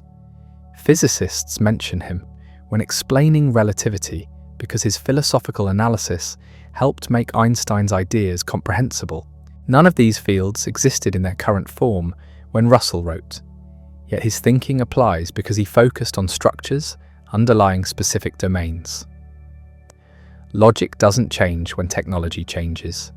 The relationship between evidence and belief remains constant across contexts. Language works the same way whether discussing quantum mechanics or contract law. This structural approach meant Russell's obsolescence was partial rather than total. Specific claims aged poorly. The framework remained useful. You can't read Russell's politics uncritically because the political landscape transformed. You can read his analysis of how political beliefs form and recognize the same patterns operating today. The contemporary relevance shows up most clearly in Russell's treatment of certainty. He wrote during a period when people believed in progress, when ideologies promised comprehensive solutions, when science seemed capable of answering every question. Russell kept insisting that certainty was rare, that most beliefs were provisional, that confidence should be proportional to evidence. This made him seem negative, pessimistic, insufficiently committed. Now we live in different circumstances. The ideologies failed. The comprehensive solutions didn't materialize. Science revealed how much remains unknown. The confident predictions of the 20th century look embarrassing in hindsight. Russell's cautious epistemology seems less like pessimism and more like realism. His willingness to say, "I don't know," appears stronger than the false certainty of those who claim to have everything figured out. This creates an opening. The current information environment rewards confidence regardless of justification. Social media algorithms amplify certainty and bury nuance. Political discourse operates through tribal signaling rather than honest inquiry. Academic specialization produces experts who know more and more about less and less. Into this environment, Russell's approach offers something increasingly rare, a model of how to think clearly about complex matters without pretending to certainty you don't possess. The question is whether anyone wants this model. Clear thinking requires work. It means admitting ignorance, confronting contradictions, revising beliefs. It's uncomfortable. The alternative is picking a team and letting the team do your thinking, remaining certain about everything, never doubting, never questioning. That's so much easier. Russell bet his life on the possibility that some people would choose clarity over comfort. The bet wasn't entirely successful. He spent decades arguing for positions that were ignored or rejected. His political activism accomplished little. His personal life demonstrated that intellectual clarity doesn't translate to emotional wisdom. But he kept arguing, kept writing, kept insisting that clear thinking mattered even when nobody seemed to care. The persistence itself became part of the message. You don't stop thinking clearly just because it's difficult or unpopular or personally costly. You do it because the alternative is worse. You do it because someone has to model what honest inquiry looks like. You do it because the long-term alternative to clear thinking is chaos. This explains why Russell's legacy feels simultaneously enormous and fragile. Enormous because his contributions to logic, philosophy, and public discourse genuinely changed how subsequent thinkers approached their work.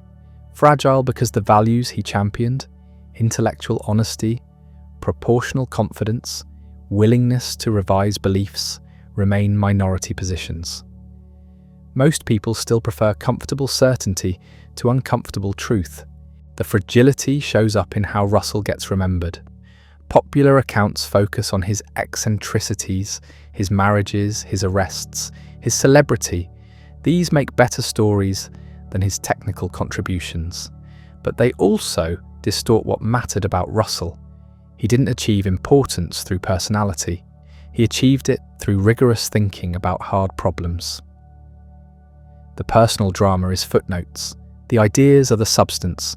This matters because we're tempted to reverse the priority, to focus on Russell the person and treat Russell the thinker as incidental, to judge his arguments by his character rather than their merits, to dismiss his method because the man was flawed. This gets everything backwards. The method is separable from the person. The logic works whether Russell was a good husband or not. The epistemology remains valid whether Russell lived consistently with his principles or not. This separation is important to maintain because we need the method more than we need the man. Russell the person is gone. Russell's approach to thinking remains available. You can adopt the precision without the arrogance. You can embrace the intellectual humility without the personal chaos.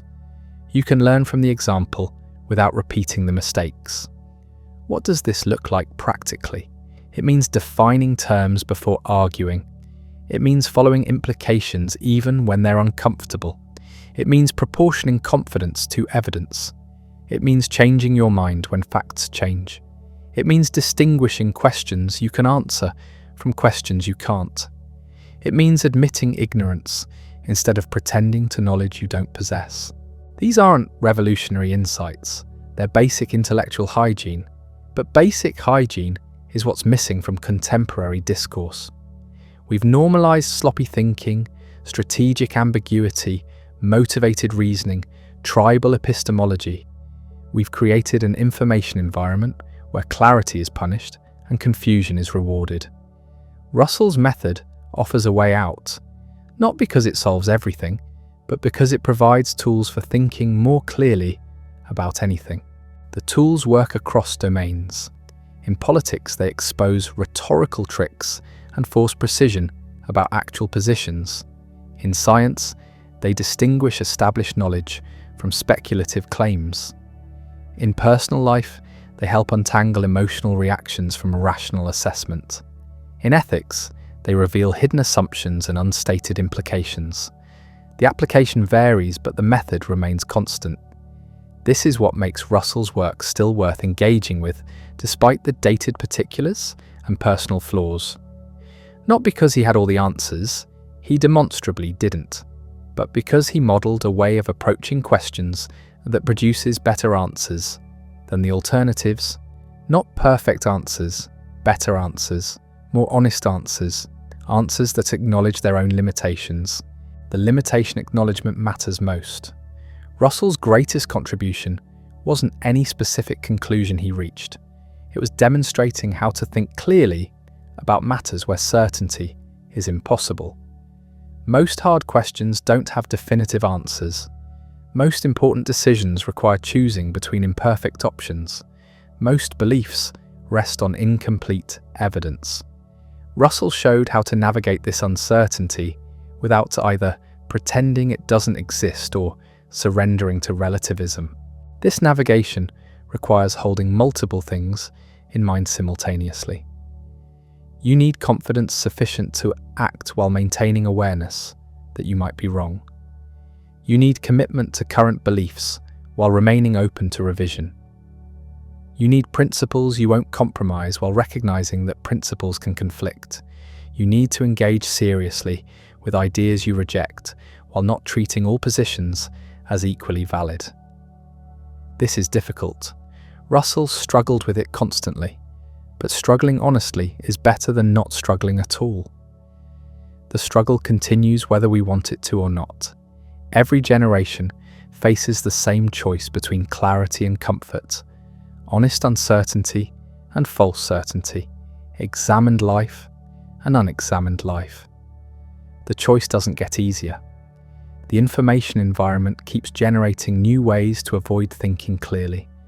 The temptations to pick teams and stop questioning persist. The social rewards for certainty and tribal loyalty remain strong. Against these forces, Russell's example offers something modest but real. a demonstration that clear thinking is possible, that intellectual honesty can be practiced, that changing your mind is strength rather than weakness. Not a solution, because there are no solutions. Just a way of approaching problems that makes them slightly more manageable. Just a model of what it looks like to keep thinking clearly even when it's difficult and unpopular and personally costly. The model matters because the alternative is worse. When everyone abandons intellectual honesty, discourse collapses into manipulation.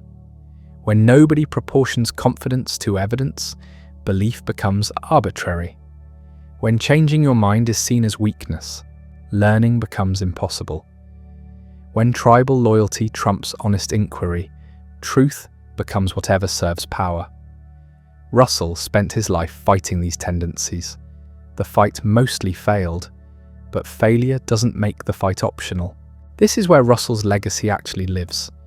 Not in the specific conclusions he reached, many of which were wrong, not in the personal example he set, which was deeply flawed, but in the insistence that clear thinking matters, that intellectual honesty is worth pursuing, that we owe it to ourselves and each other to think as carefully as we can about matters that matter.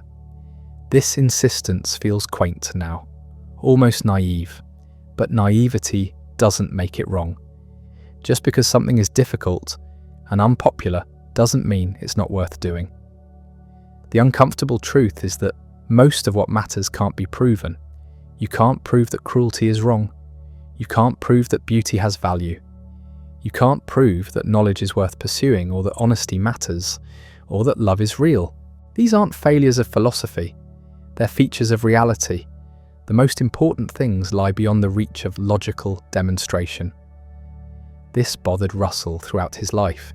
He wanted foundations, certainty, proofs, but he was too honest to pretend he'd found them when he hadn't. So he developed a way of thinking that worked without foundations, a method that functions in the absence of certainty. This method is Russell's actual legacy, not the specific beliefs, which were often wrong, not the personal behaviour, which was often terrible, but the approach, the way of engaging with ideas that remains useful, regardless of what ideas you're engaging with. Start by making claims precise. Vague assertions can't be evaluated. People are selfish means nothing until you specify which people, what you mean by selfish, and under what circumstances. Capitalism is bad doesn't become a useful claim until you define capitalism. Specify what you mean by bad, and identify what you're comparing it to. Russell spent enormous effort making his own claims precise enough to be criticised. That precision allowed progress. Then examine what evidence would change your mind. If nothing could possibly change your mind, you don't hold a belief. You hold an identity. Beliefs respond to evidence. Identities defend themselves. Russell changed his mind constantly because he actually believed things rather than just identifying with positions. This is rarer than it seems. Distinguish between what you know and what you assume. Most of what we treat as knowledge is actually assumption. You don't know that people are generally rational. You assume it because without that assumption, social life becomes incomprehensible. You don't know that the future will resemble the past. You assume it because without that assumption, planning becomes impossible. Acknowledging assumptions doesn't mean abandoning them. It means holding them properly. Look for the strongest version of opposing views. The weakest version is easy to dismiss. The strongest version forces you to think. Russell engaged with strong versions of positions he rejected, which is why his criticisms still matter. Weak manning feels good, but teaches nothing. Notice when you're reasoning toward a conclusion versus from a conclusion. Reasoning toward a conclusion means following evidence wherever it leads. Reasoning from a conclusion means collecting evidence that supports what you already believe. Everyone does both. The question is whether you can tell the difference. Russell often couldn't, but he tried, which already puts him ahead of most. Proportion confidence to evidence. Strong evidence warrants high confidence. Weak evidence warrants low confidence. No evidence warrants suspension of judgment. This sounds obvious, but almost nobody does it. Most people assign confidence based on tribal affiliation rather than evidential support. Russell's confidence was often miscalibrated, but at least he was trying to calibrate it to something other than social convenience. These principles don't guarantee correct conclusions. Nothing guarantees correct conclusions. They just make errors more visible and correction more possible. That's all you can ask from a method. The method matters more now than when Russell developed it. The information environment has gotten worse. Social media rewards certainty over accuracy. Algorithms amplify outrage over understanding. Tribal loyalty trumps honest inquiry in ways that would have horrified Russell despite his own tribal tendencies. Against this backdrop, Russell's example becomes more valuable rather than less. Not because he was perfect at clear thinking, but because he demonstrated that clear thinking remains possible even in an environment designed to prevent it. The possibility matters. Most people don't think clearly because they assume it can't be done. Russell proved it can be done, imperfectly, inconsistently, but really. Consider what this means practically. You're navigating a world full of claims you can't verify, experts who disagree, evidence that's incomplete, and social pressure to pick sides. Russell's method doesn't eliminate these challenges. It provides a way through them. When someone makes a claim, ask what would disprove it. When you hold a belief, identify what evidence would change your mind. When you feel certain, examine whether that certainty is proportional to your actual knowledge. When you're tempted to dismiss an opposing view, engage with its strongest version instead. This is tedious. It's much easier to just pick a tribe and believe whatever that tribe believes. It's much more comfortable to treat your current beliefs as unquestionable. It's much more socially rewarding to signal certainty than to admit doubt. Russell chose the harder path not because he enjoyed difficulty, but because he couldn't live with the alternative. The alternative is intellectual surrender. Accepting that clear thinking is impossible, that truth doesn't matter, that all beliefs are equally valid or equally invalid. Russell rejected this completely, not because he had proof that clear thinking leads to truth, but because the alternative makes life meaningless. If nothing can be known, nothing can be done. If all claims are equal, all actions are equal. If reasoning doesn't matter, only power matters. This rejection doesn't require metaphysical certainty. It just requires recognizing that some ways of thinking produce better results than others. Not perfect results, better results. Medicine that's based on evidence works better than medicine that's based on superstition. Bridges designed using physics stay up more reliably than bridges designed using intuition. Societies that protect free inquiry generate more knowledge than societies that suppress it. These aren't absolute proofs, they're empirical observations about what tends to work. Russell built his entire approach on such observations, not on foundations that couldn't be questioned, but on patterns that could be tested. This pragmatism runs through everything he wrote. Even when he was discussing abstract logical principles, he was ultimately concerned with what produces better outcomes in practice. The outcomes Russell cared about were both intellectual and moral. Intellectually, he wanted methods that increase understanding. Morally, he wanted principles that reduce suffering. These goals sometimes conflicted. Understanding sometimes reveals uncomfortable truths. Reducing suffering sometimes requires believing useful fictions. Russell refused to choose between them. He insisted on pursuing both simultaneously, accepting the tension rather than resolving it falsely. This tension is permanent. You can't eliminate it, you can only navigate it more or less honestly. Russell navigated it honestly, which meant acknowledging when he didn't have answers. Most of his major works end not with triumphant conclusions, but with honest admissions of uncertainty. This was deliberate. He wanted readers to understand that uncertainty is the normal state, that closure is usually false, that the questions continue. The questions do continue. Every generation faces them anew. What can we know? How should we live? What matters? Why? Russell didn't answer these questions definitively because they can't be answered definitively, but he showed how to approach them productively, how to make progress even when final answers remain out of reach. This showing is the real achievement. Russell demonstrated through decades of work that intellectual honesty is possible, that changing your mind is strength, that admitting error is courage, that uncertainty can be acknowledged without surrendering to relativism.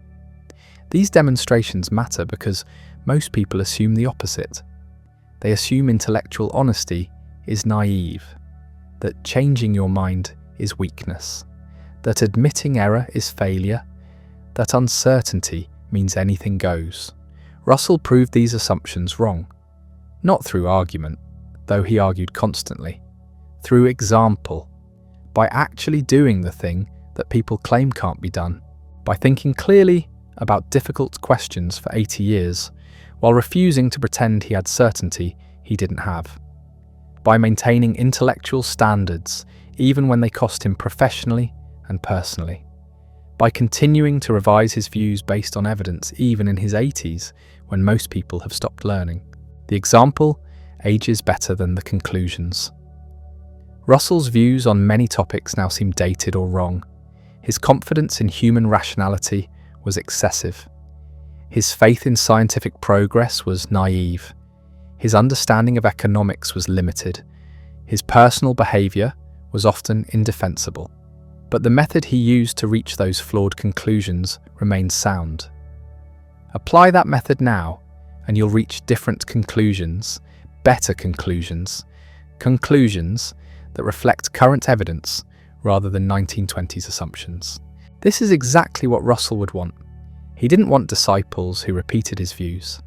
He wanted people who used his method to develop their own views. The method was the point. The specific conclusions were always provisional, always subject to revision, always secondary to the process of honest inquiry. That process continues whether we engage with it or not. Questions keep arising, evidence keeps accumulating, understanding keeps evolving.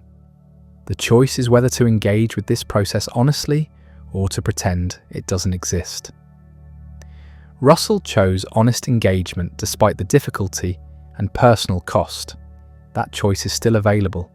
The difficulty and cost haven't decreased, but neither has the alternative. The alternative is intellectual surrender.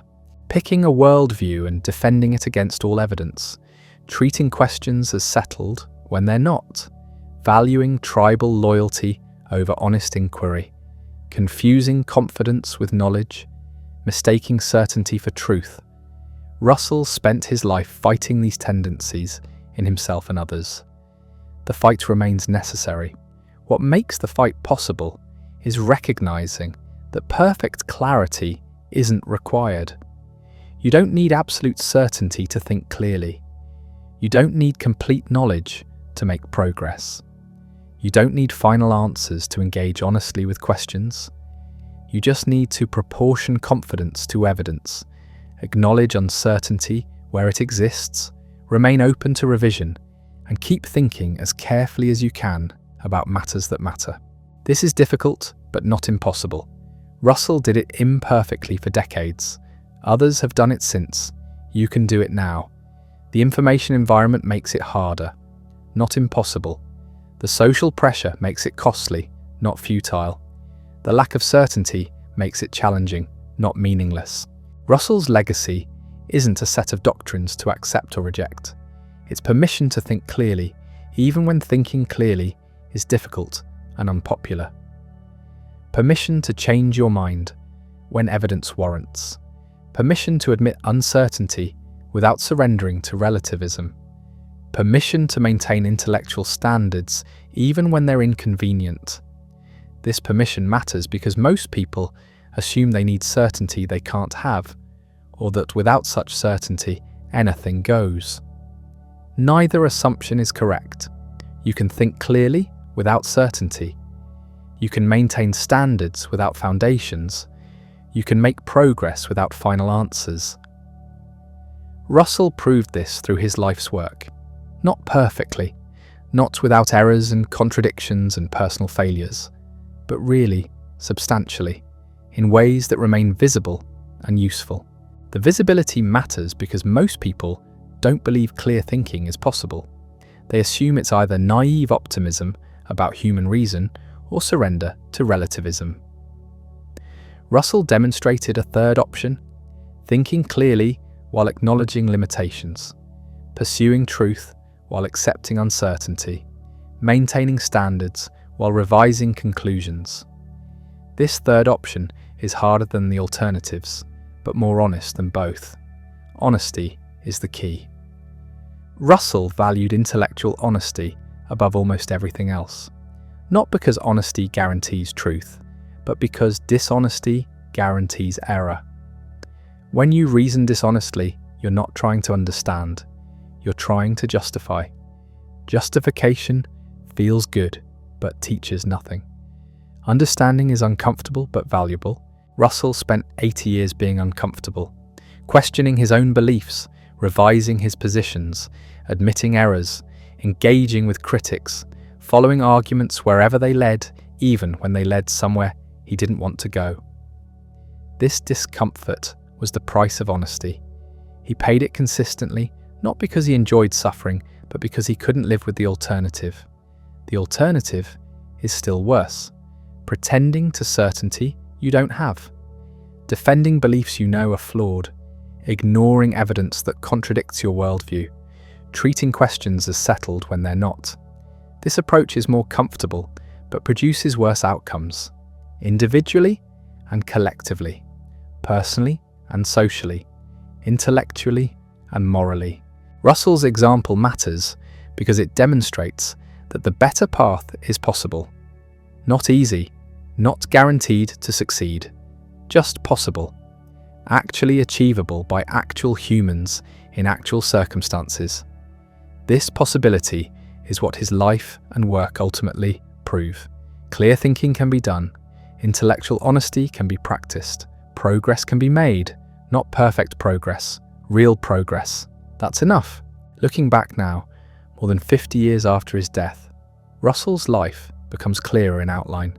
The brilliant child who questioned everything, the young man who tried to make mathematics certain and discovered it couldn't be done, the philosopher who changed his mind so often his critics could always quote him against himself, the activist who spent his final decades trying to prevent nuclear war through sheer force of argument, the man who married 4 times and hurt most of the people he loved, the writer who produced 70 books and thousands of articles across 8 decades, the thinker who demonstrated that intellectual honesty is possible even when it costs you everything.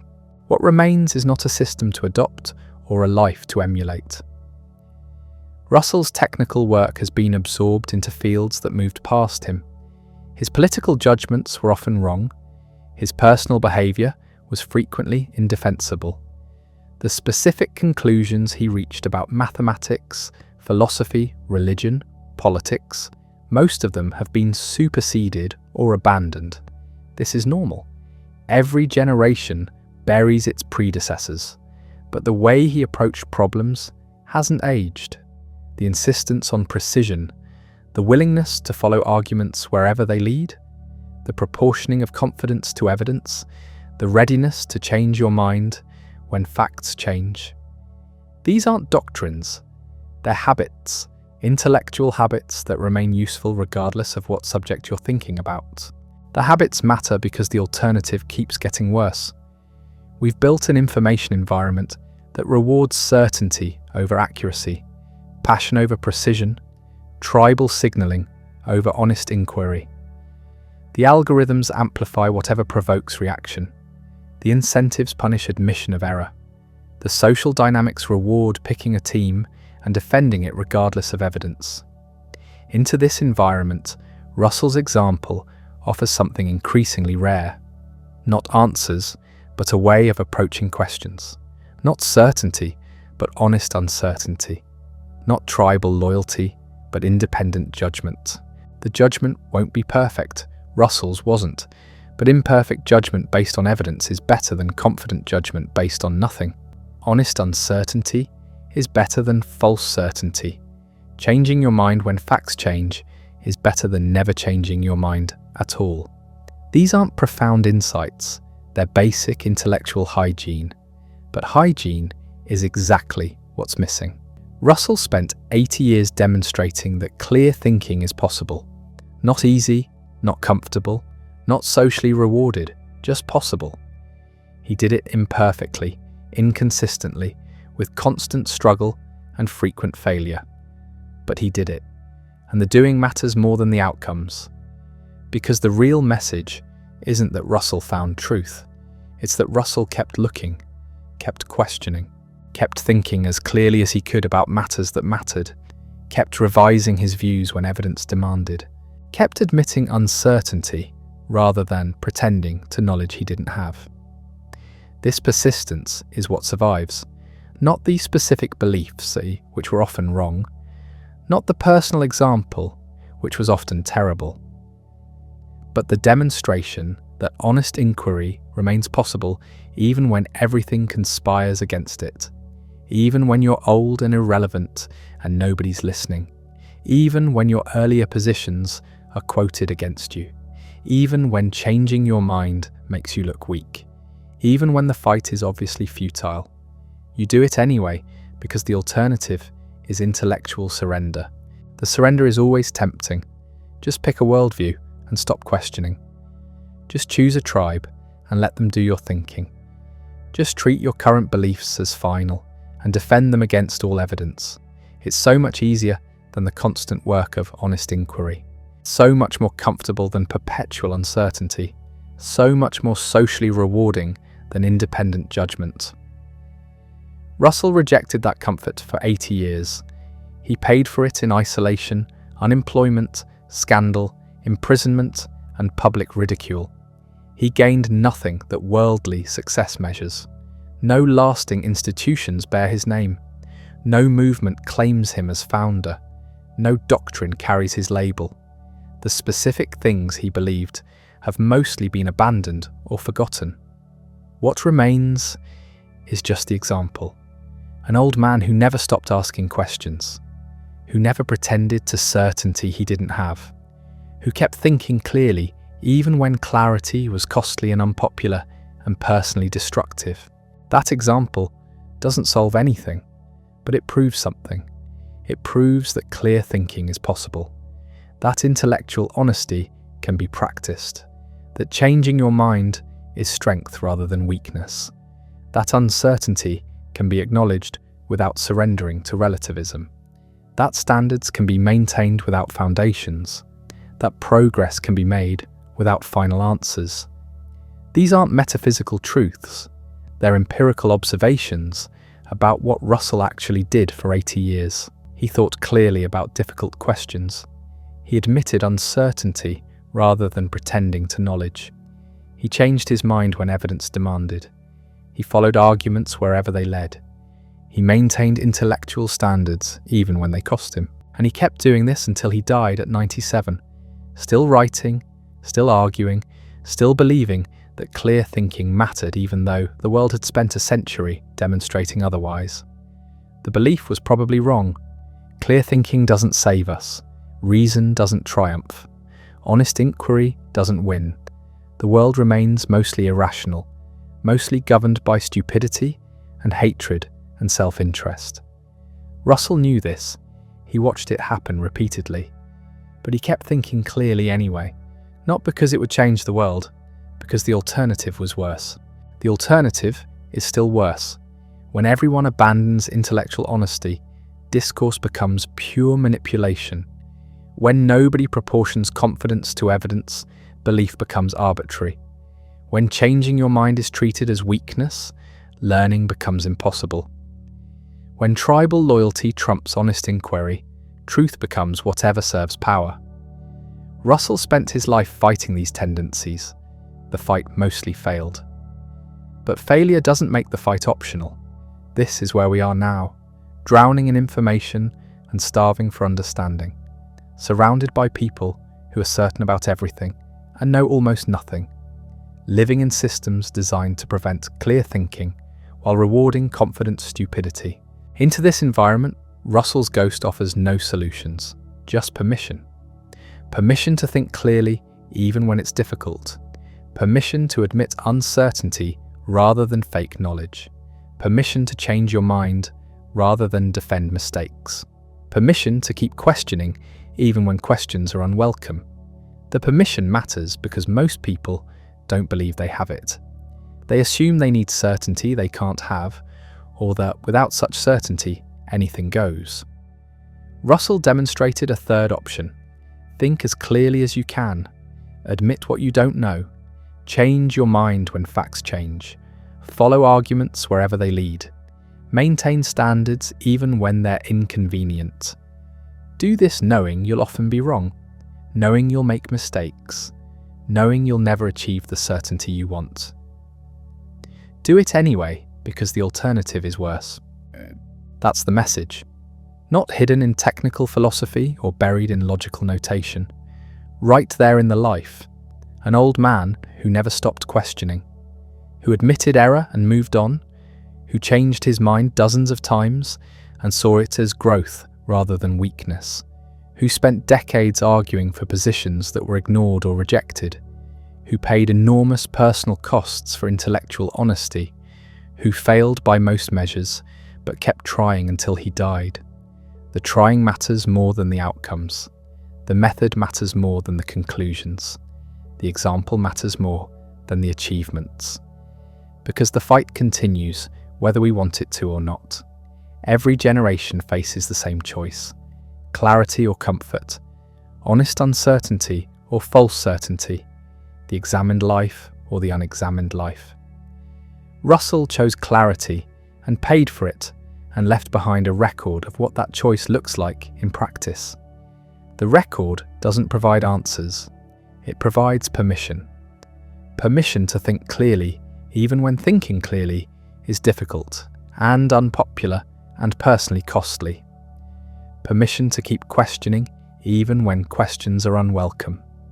Permission to maintain intellectual standards even when standards seem pointless. Permission to try even when trying seems futile.